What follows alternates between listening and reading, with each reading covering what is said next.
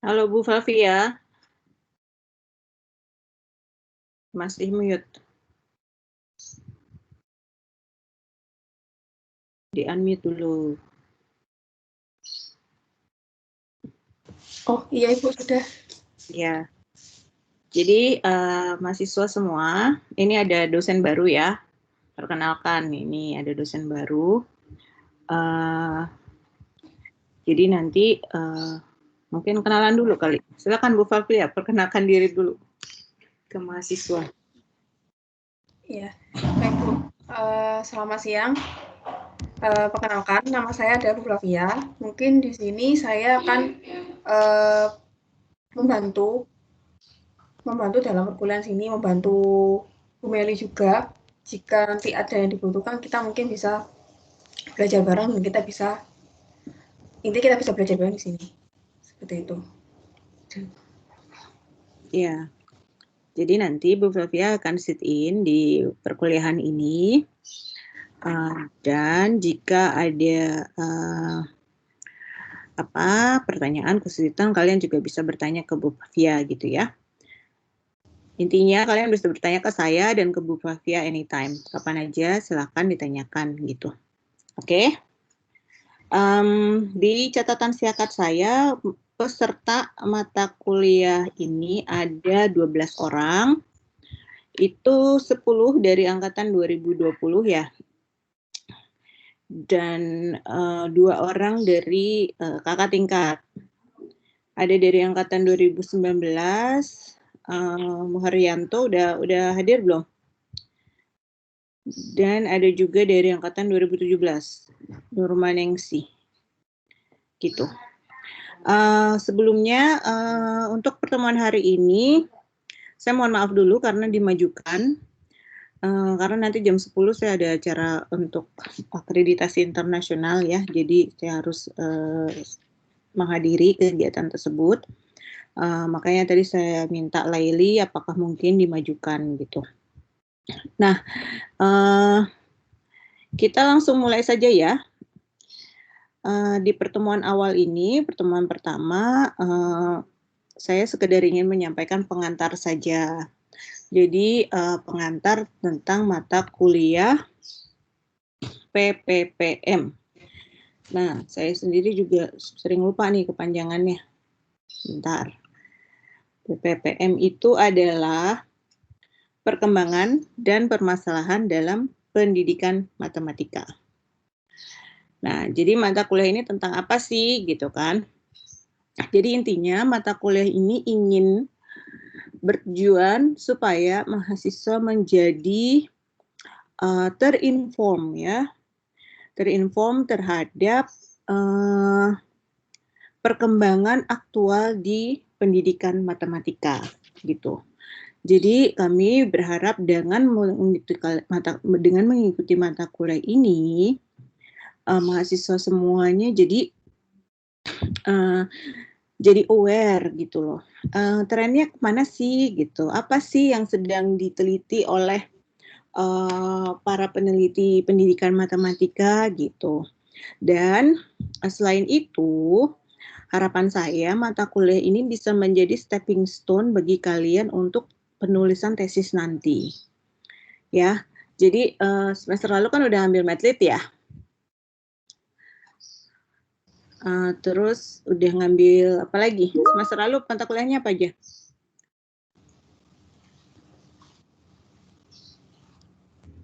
Orientasi baru dalam pendidikan, terus ada statistika pendidikan,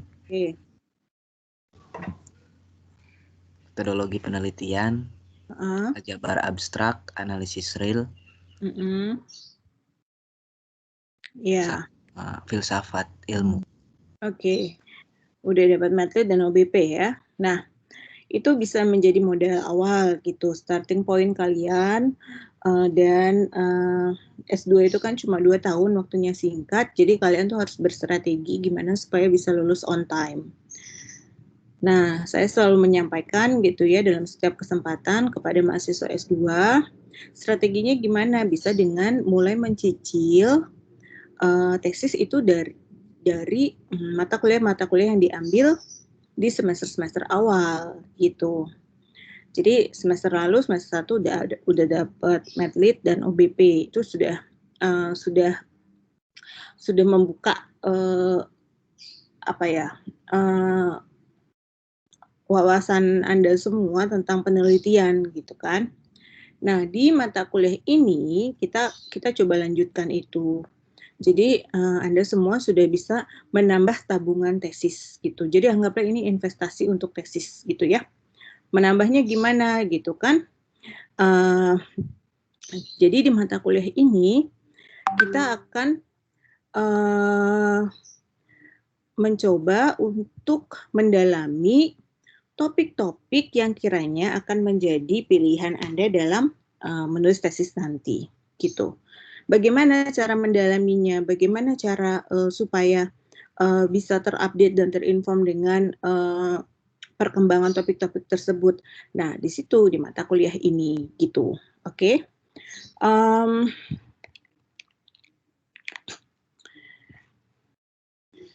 Sebentar, saya harus angkat telepon dulu ya. Mohon maaf ya, di pause dulu. Nanti saya lanjutkan.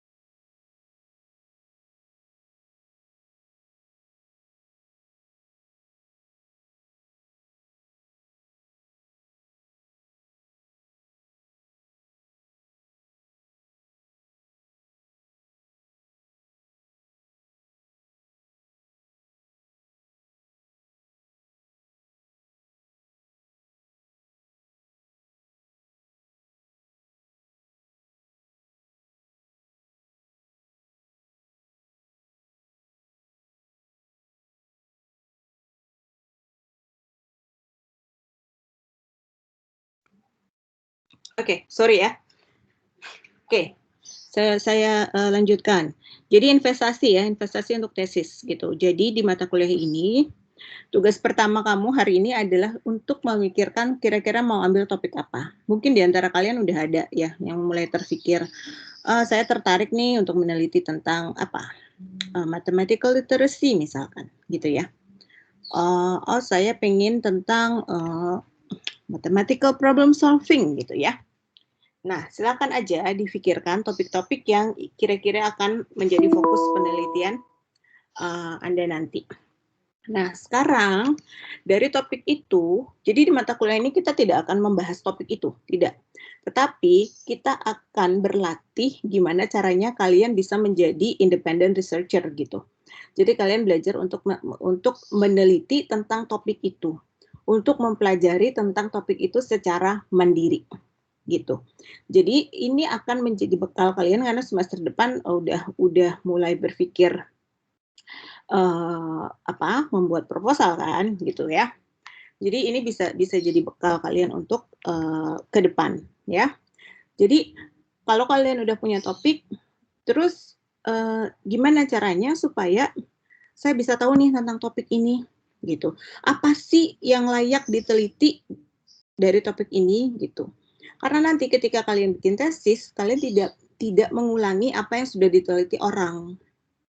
Tetapi kalian harus bisa mencari keterbaruan, ya kan?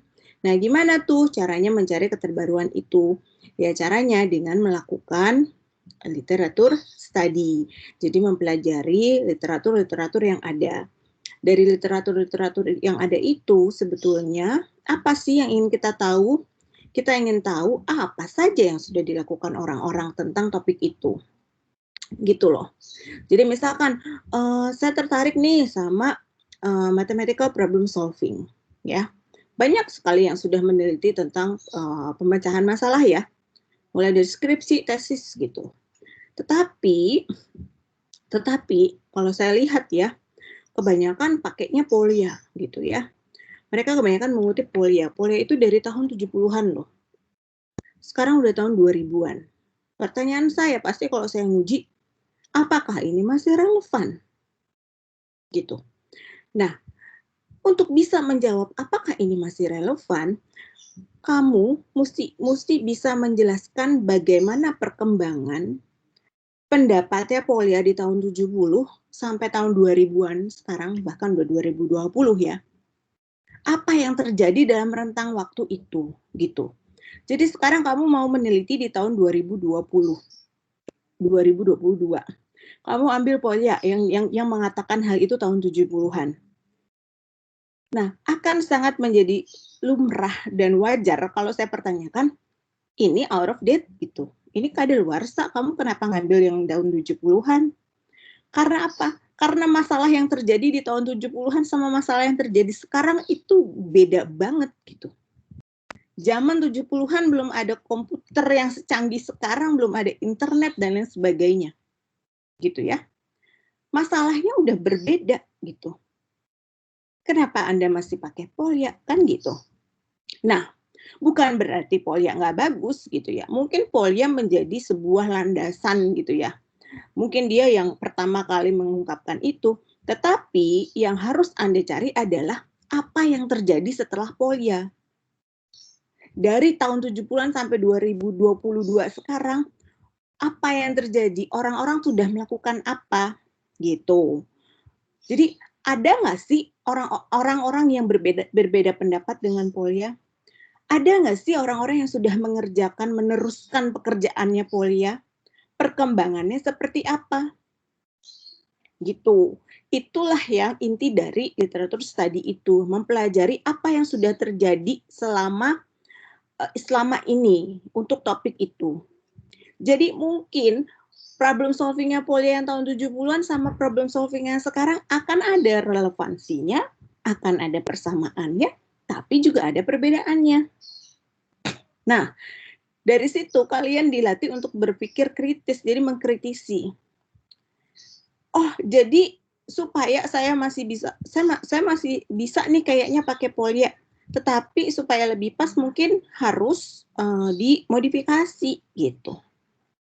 Gimana cara modifikasinya? Ya cari di literatur.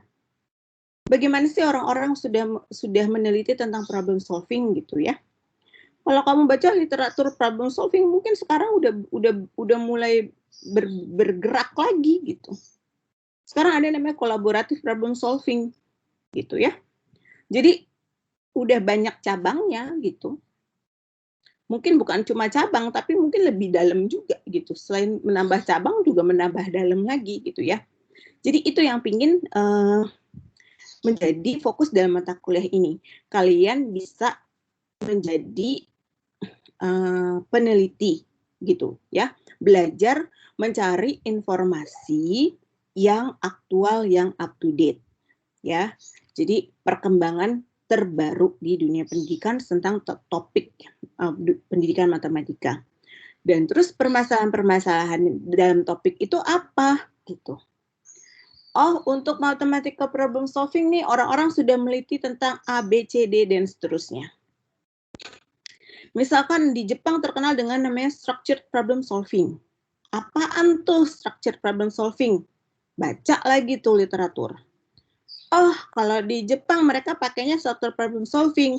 Jadi belajarnya itu diawali dengan masalah. Jadi begitu masuk kelas mulai gurunya kasih satu soal. Udah aja segitu. 2 jam pelajaran tuh cuma ngebahas satu soal itu. Begitulah gayanya pembelajaran di Jepang. Ya, 2 jam pelajaran cuma satu soal. Tapi betul-betul dalam gitu. Cuma dikasih satu masalah, terus siswanya bereksplorasi, mengerjakan masalah itu, kemudian dibahas sama-sama, sampai kemudian mereka menemukan solusi dan membangun konsep matematika yang diinginkan gitu loh. Itu structured problem solving. Oh, ada lagi nih collaborative problem solving. Apalagi tuh gitu. Ternyata itu dia bercabang-cabang gitu. Nah,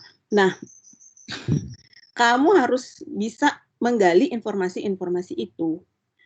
Oh, sudah ada nih yang melakukan structured problem solving, sudah ada yang melakukan tadi collaborative problem solving. Nah, dalam melakukan itu apa ya yang terjadi di situ gitu. Mungkin nggak sih di Indonesia misalkan dilakukan structured problem solving? Cari literatur. Ada nggak sih orang Indonesia yang sudah pernah melakukan structured problem solving? Gitu. Oh, misalkan kemudian ada nih, kamu dapat papernya. Oh, di situ dilaporkan tuh, dia cerita problem solving di Indonesia dilakukannya gini. Nah, konteks Jepang dan konteks Indonesia mungkin beda.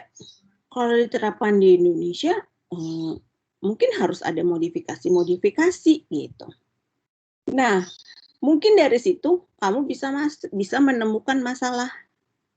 Ya, dari mempelajari perkembangan, terus kamu bisa menemukan, oh ini nih belum pernah diteliti orang ternyata di sini. Bagaimana memodifikasi structure problem solving untuk konteks Indonesia.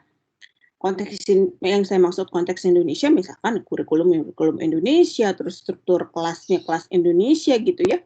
Struktur kelas Indonesia itu maksudnya ya satu kali pertemuan tuh 1 jam pelajaran itu berapa menit misalkan gitu.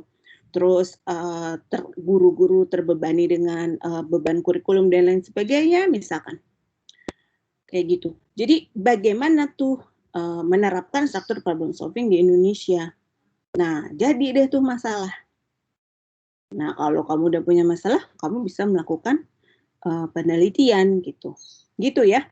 Jadi mempelajari perkembangan dan mencari gap, mencari masalah dalam literatur. Itu fokusnya dalam mata kuliah ini. Gitu. Oke. Nanti output-nya berupa apa? Berupa dua buah tugasnya 2 ya. Jadi kalau ada UTS nggak ada UAS tapi tugas. UTS-nya diganti tugas pertama, UAS-nya diganti tugas kedua. Tugasnya berupa apa? Tugasnya berupa makalah ya. Makalah literatur review. Jadi kajian literatur ya. Jadi kalian harus akan membuat makalah kajian literatur. Di makalah yang pertama pilih satu topik, di makalah yang kedua pilih topik yang lain. Karena kalau kalian menulis tesis kan biasanya ada beberapa topik yang sebetulnya kamu ingin teliti, misalkan structured problem solving dengan e-learning gitu. Jadi yang topik pertama structured problem solving, topik kedua e-learning, misalkan gitu, ya. Nah, itu tugasnya. Oke. Nanti setiap minggu, ini kan 3 SKS. Setiap minggu itu sebetulnya saya berharap partisipasi mandiri kamu gitu. Jadi setiap minggu kita akan ketemu dan kita akan kasih support ya untuk melengkapi tugas ini. Misalkan minggu depan kita akan bahas tentang bagaimana sih mencari artikel-artikel yang valid, yang bagus gitu. Terus minggu berikutnya strategi-strategi meringkas artikel dan lain sebagainya supaya kamu bisa sampai menulis paper tadi. Dan mungkin kita juga pasti akan bedah artikel. Saya akan kasih contoh-contoh artikel literatur review buat kamu, jadi kamu bisa kebayang sebetulnya menulis literatur review itu seperti apa gitu ya. Itu yang akan kita lakukan tiap minggu. Dan saya berharap peran serta aktif dari Anda semua. Jadi Anda aktif bertanya ya, aktif mengusulkan ide misalkan gitu. Misalkan oke, kita akan mungkin akan ada saatnya gitu ya, kita akan bedah artikel nih buat contoh gitu. Kalian boleh loh mengajukan, Bu, saya punya artikel nih. Silakan. Oke, kita akan coba bedah artikel itu sebagai contoh gitu ya. Jadi dalam kegiatan tiap minggu kamu tuh udah punya topik gitu. Jadi ketika kita berlatih mencari artikel, ya kamu lakukan itu dengan topik kamu. Gitu. Jadi tiap minggu tuh kita build up. Ya, seperti tadi saya bilang ya, nabung investasi buat tesis gitu. Tiap minggu kita build up itu sampai cukup untuk membuat tadi makalahnya ya. Untuk di makalah pertama, syarat minimalnya 15 artikel jurnal internasional. Ya, itu yang harus kamu kaji. Setidaknya 15 artikel jurnal internasional, boleh tambah, nggak boleh kurang. Oke? Gitu. Terus, jadi kalian sudah mulai pikirkan topiknya dari sekarang untuk minggu depan. Terus kalau udah punya topik, langsung aja cari di Google ya, Google Scholar biasanya. Saya selalu pakai Google Scholar untuk mencari artikel. Dan carilah penelitian dari jurnal internasional terbaru ya, 10 tahun terakhir. 10 tahun terakhir gitu. Bu, kalau misalkan saya mau tertarik dengan RME, kan nggak mungkin ngomongin RME tanpa ngomongin Frudental gitu ya. Frudental itu kan lama Bu, tahun 70-an. Betul, nggak apa-apa. Kamu boleh ambil Frudental di tahun 70-an. Tetapi itu tadi, perkembangannya sampai sekarang gimana? Seperti kamu ambil Polya di tahun 70-an, sampai sekarang gimana? Gitu. Itu yang harus bisa kamu jelaskan. Gitu ya. Jadi jangan ambil yang tahun 70-an, plek gitu. Tetapi kaji dari tahun 70-an sampai 2022 apa saja yang sudah terjadi gitu. Nah, oke. Itu tugasnya untuk yang pertama. Ada pertanyaan?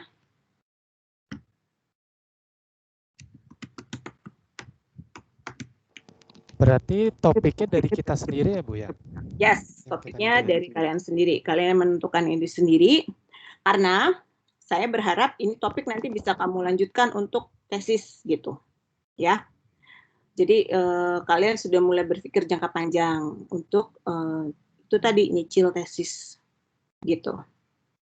Oh ya, janji saya kalau paper kalian bisa masuk jurnal atau masuk conference internasional otomatis A.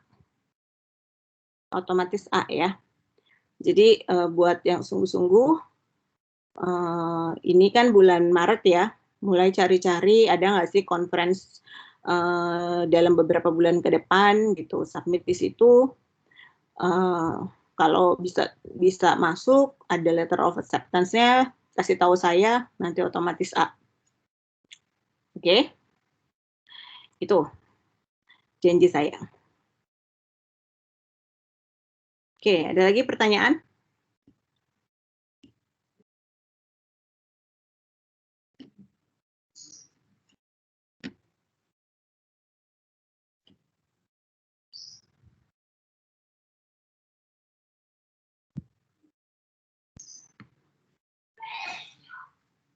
Udah nggak ada pertanyaan?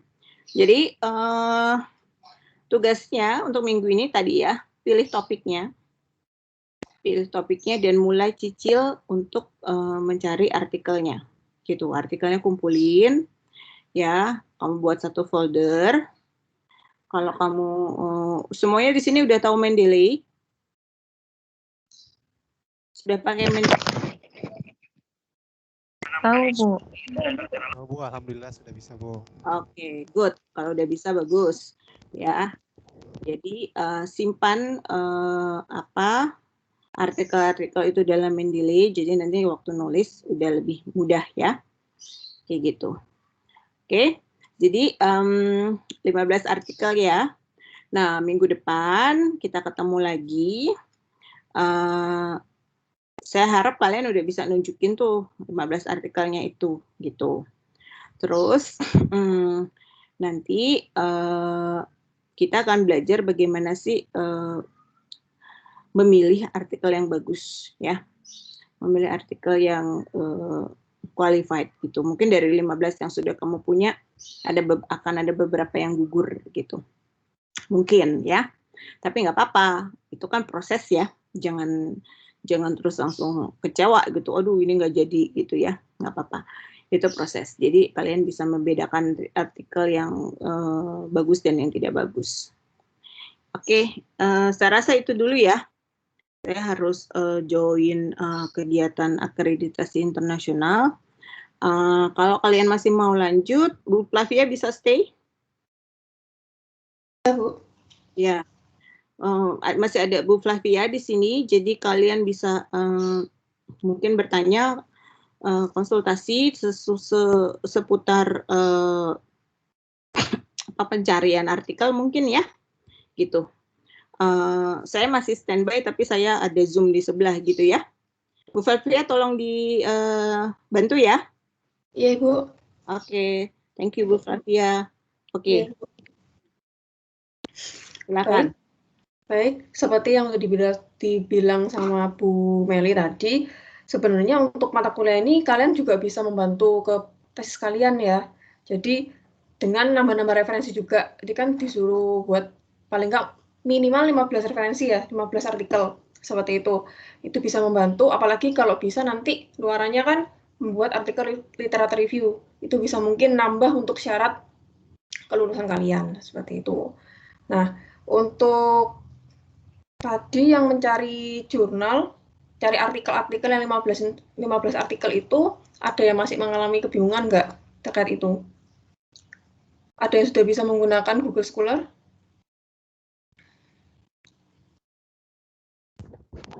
Bisa, Bu, untuk Google Bisa Scholar. ya? Atau kalau untuk cari jurnal-jurnal internasional yang buat kita bedah nanti, itu bisa juga pakai Sans Direct.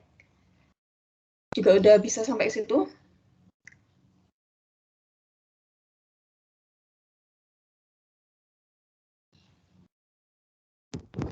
Kemungkinan paling ini, Bu, masih bingung untuk menentukan topiknya aja sih, Bu. Oh, topiknya. Untuk sekarang. Kalau untuk, iya sih, emang untuk pertemuan ini, kalau bisa kalian mencari topiknya, seperti yang tadi Bu Mel bilang tadi, mencari perkembangan yang dulu dikaitkan dengan yang kondisi saat ini. Misalnya kasusnya saat ini di Indonesia, kamu ngambil satu lingkup aja gitu di mana, terus kemudian bagaimana apakah misalkan saya mau ngambil kayak tadi kan Bu Meli polio yang dulu apakah bisa nggak sih diterapkan pada pendidikan saat ini, pembelajaran yang saat ini, apalagi yang pandemik seperti ini, apakah bisa diterapkan seperti itu? Kalaupun bisa, mungkin dikombin dengan metode yang lain seperti itu. Jadi bisa juga seperti itu. Makanya kalau untuk cari topik harus banyak-banyak cari literatur review-nya, cari-cari banyak artikel. Dari situ kalian juga bisa nambah ya.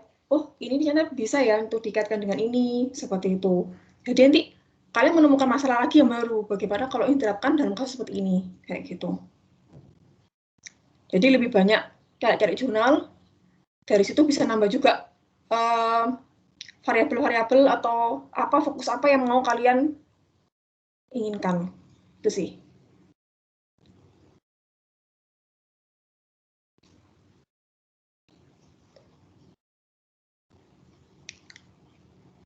terkait ini bagaimana? Ada yang mau ditanyakan?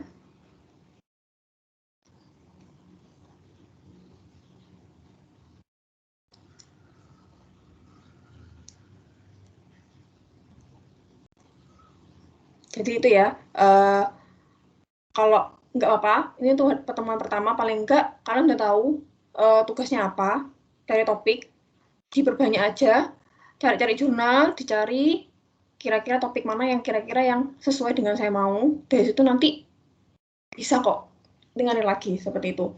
Dan setiap minggunya kita akan bimbing, kami akan bimbing kalian arahnya mau kemana, seperti itu. Ya, jadi cari-cari dulu aja jurnal-jurnalnya, kemudian nanti per minggunya nanti kita akan bimbing. Bu, mau nanya,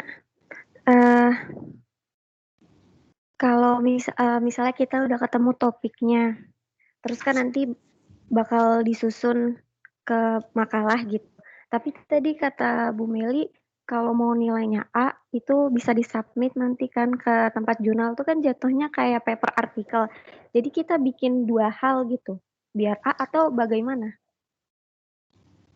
Iya, jadi nanti kita buat makalah literatur review-nya itu, kalau kamu bisa membuat makalahnya itu, kamu buat luarannya dari makalahnya tadi itu ke dalam bentuk artikel, terus artikelnya ini kamu publish, kalau bisa yang ke internasional, nah itu bisa nambah nilai poin kamu, nilai ini, mata kuliah ini, plus itu juga mungkin bisa jadi syarat lulus kuliah, kayak gitu. Kan disuruh buat artikel ya juga kan, ini juga bisa bantu. Ya kalau bisa sesuaikan dengan topik nanti tesis kalian, seperti itu.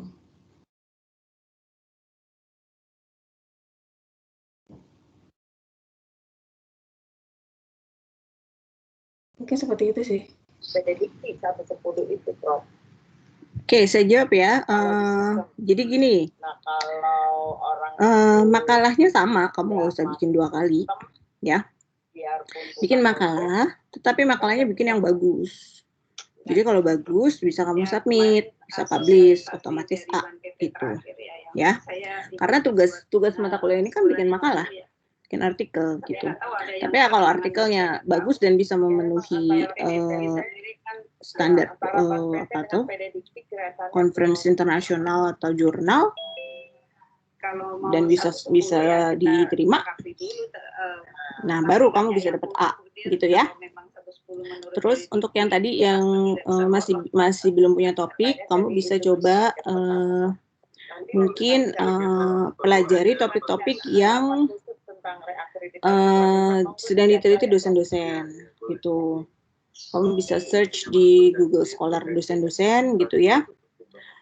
Bu Meli lagi meneliti tentang apa sih, Bu Fafia lagi meneliti tentang apa sih gitu, Pak Makmuri dan Bu Pinta dan yang lain-lain tentang menelitinya tentang apa sih gitu. Kamu bisa menginduk nanti ke dosen-dosen.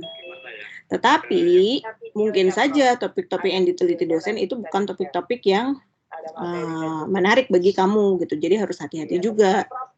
Misalkan saya penelitian saya kebanyakan tentang guru ya, guru matematika, tentang pedagogical content knowledge gitu. Nah, mungkin buat Anda meneliti guru agak kurang pas mungkin ya. Anda lebih tertarik meneliti siswa gitu. Terus tahun ini saya baru mulai mencoba meneliti tentang computational thinking. Ya, saya mencoba mengintegrasikan computational thinking ke matematika. Nah, kalau ada yang tertarik computational thinking, mungkin boleh tuh kamu dalami gitu. Jadi nanti kita bisa penelitian sama-sama tentang computational thinking. Nah, nanti kita bisa bikin research group tentang computational thinking misalkan. Kayak gitu ya. Jadi itu salah satu strategi. Jadi kalian bisa bikin grup research kecil-kecil gitu loh. Misalkan dari 10 orang di sini ada 4 orang nih yang tertarik untuk meneliti tentang literasi gitu ya. Nah, 4 orang ini bisa membuat kelompok kecil sendiri, inisiatif kamu aja bikin sendiri gitu. Kamu bisa saling berbagi artikel gitu, nemuin artikel nih, bisa saling berbagi di situ, tapi nanti fokusnya beda-beda. Walaupun 4-nya ini tentang literasi, tapi nanti beda-beda. Mungkin yang satu literasi di SD, di SMP, di SMA, atau kemudian literasinya dibedakan berdasarkan domain matematikanya, ada yang aljabar, geometri, statistika, dan lain-lain. Mungkin seperti itu gitu loh, ya. Jadi kalian bisa membuat kelompok-kelompok kecil itu. Benefitnya kalau bikin kelompok kecil itu buat kalau berdasarkan pengalaman saya ya, ketika kamu udah masuk ke tahap tesis itu biasanya itu penelitian itu merupakan sebuah pekerjaan yang isolated gitu ya. Ya udah kita kerja sendiri aja gitu. Kita udah nggak ada perkuliahan, udah nggak ketemu teman-teman. Pokoknya semua dikerjakan sendiri dan itu kadang-kadang membuat kita lost kalau memang tidak ada motivasi yang kuat dari dalam diri kita gitu ya. Terkadang-kadang bikin kita lost, akhirnya 3 bulan lewat aja gitu nggak ngapa-ngapain. Nah, kalau ada grup kecil itu setidaknya kalian bisa kerja kelompok sama-sama ya kayak gitu.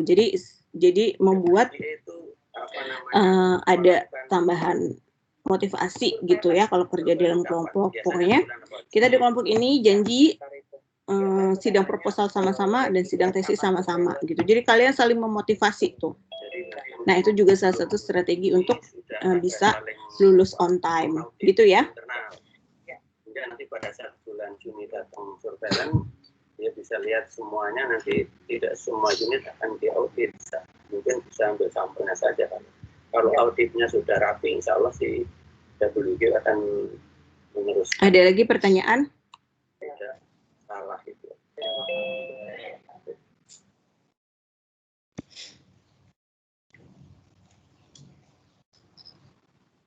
Prof Yono, ini di S1 berapa persen yang akan diikutkan akreditasi, Prof? Target ini apakah ada lagi yang mau ditanyakan? Nanti diinfokan, tapi banyak. Oh ya, mantap. Gitu dulu. Ya, rasanya kalau tidak ada bisa dicukupkan ya. Kalau ada pertanyaan nanti boleh ditulis di chat di MS Teams ya. Silakan tulis aja di situ di feed-nya, nanti saya dan Bu Fafia cek dan kita jawab di situ. Jadi secara asinkronis aja, gitu ya. Oke, baik semuanya. Terima kasih untuk hari ini. Semangat.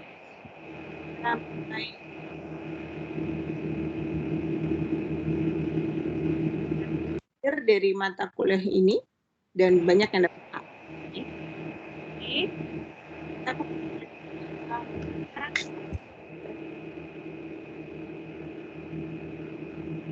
Ya.